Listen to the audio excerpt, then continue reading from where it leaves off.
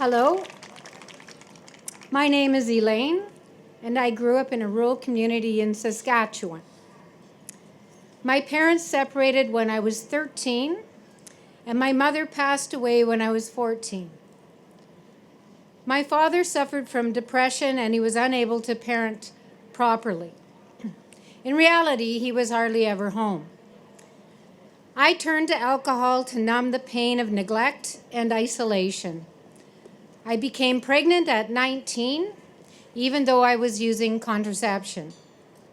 The pro-abortion doctor I turned to told me that at 9 weeks, my baby was little more than a sprouted wheat seed. Coming from a farm, that doesn't really seem like much. But that was a lie, and I'm sure that doctor knew it.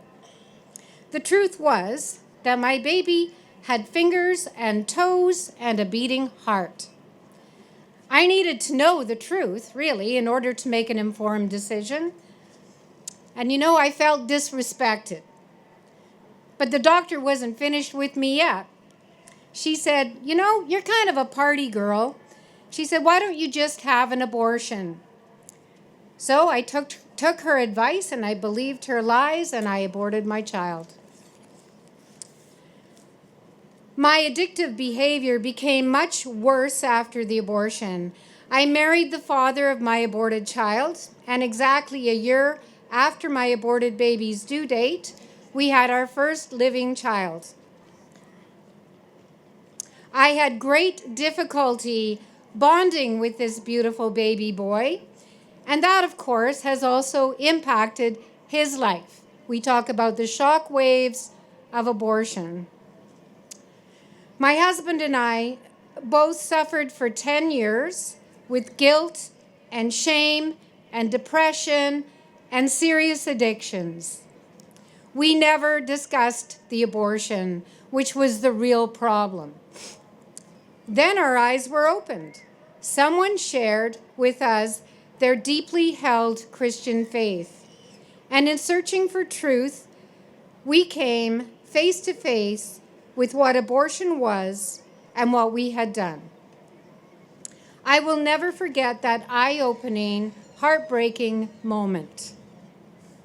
Pregnant again, and this time with a daughter, I had to have an ultrasound because the doctors feared that I was in danger of miscarrying. I was at 9 weeks of gestation.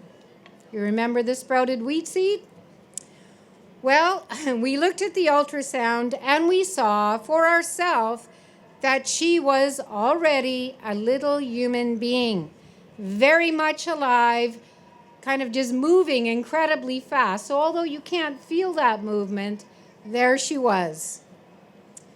She was very much alive. And this is another moment that I will never forget. And I understood that all that little baby needed was more time in my womb, which at that point was the only safe place for her to be.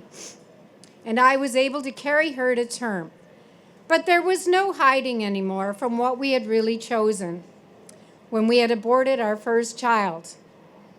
We destroyed that child, a tiny human being who just needed more time in the safety of my womb. The truth hurts, but it can lead to healing. I attended a Rachel's Vineyard retreat in 2007. My husband did not go with me, but he did finally attend a Rachel's Vineyard retreat in 2019. Through it, we were able to forgive ourselves and each other. We found healing and restoration from the depression, the shame, the guilt, and addictions that had defined our lives. Today, I am part of a Rachel's Vineyard team in Saskatchewan.